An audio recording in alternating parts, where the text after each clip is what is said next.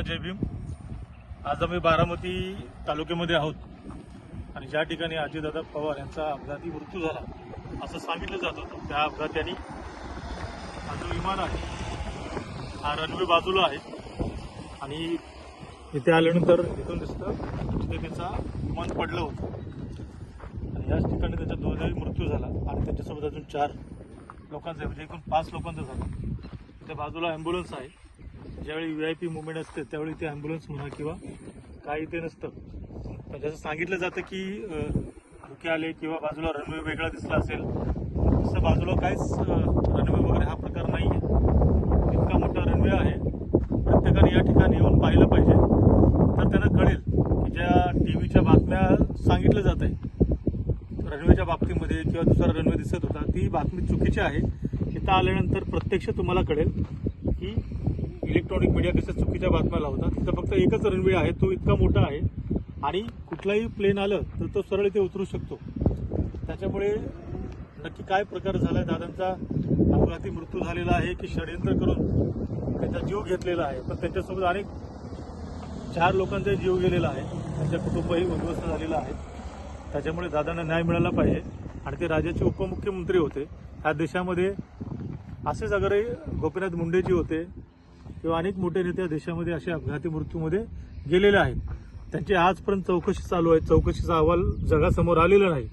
त्याच्यामुळे भीम आर्मीच्या माध्यमातून आम्ही संविधानाच्या चौकटीमध्ये काम करत आहोत आणि संविधानाच्या चौकटीमध्ये राहूनच या प्रकरणाचा सखोल अभ्यास करून चौकशी करून आम्ही कोर्टामध्ये दाद मागणार आहोत, न्याय मागणार आहोत।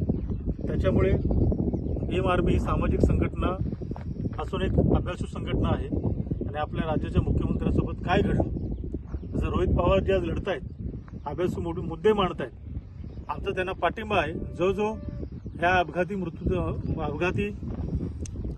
मृत्यू झालेला आहे किंवा जे षडयंत्र करून बोललं जातं की षडयंत्र करून यांना मारलं गेलेलं आहे, ज्या नागरिकाला असं वाटतं की या प्रकाराची सखोल चौकशी झाली पाहिजे किंवा न्याय मिळाला पाहिजे आणि कोण दोषी आहे, तर कोणी तर दोषी आहे त्याच्यावर गुन्हाही दाखल झाला पाहिजे।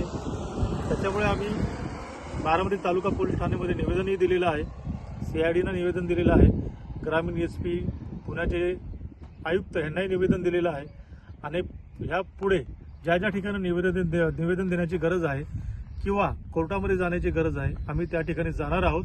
त्याच्यासाठी आमचा सुरुवात इथून आम्ही केलेली आहे, कारण ग्राउंड रिअलिटी ही माहिती असणं गरजेचं आहे। त्याच्यामुळे प्रत्येकाने ज्याला वाटतं की न्याय मिळाला पाहिजे किंवा प्रकरणाचं काय झालेलं आहे या ठिकाणी प्रत्यक्ष ग्राउंडवर येऊन तुम्ही पाहिल्यानंतरच तुम्हाला कळेल आणि धक्का बसेल की चुकीची बातमी जी रनवेबद्दल सांगितली जात आहे ती चुकीची बातमी आहे आणि सत्य परिस्थिती ह्याच ठिकाणी तुम्हाला कळेल। त्याच्यामुळे सगळ्याला विनंती आहे की फक्त अजितदादा नाही, हे राज्याचे उपमुख्यमंत्री होते, पण त्यांच्यासोबत 4 व्यक्ती अजून होते, त्यांचाही जीव गेलेला आहे। त्याच्यामुळे आपण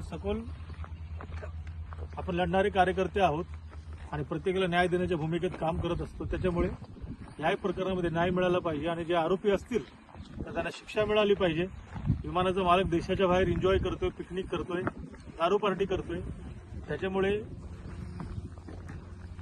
या ठिकाणी जशी लढाई करायची आहे ते संविधानाच्या चौकटीमध्ये आम्ही राहून लढणार आहोत आणि आपल्या सगळ्यांची ताकद आणि आशीर्वाद आम्हाला आमच्यासोबत असू द्या।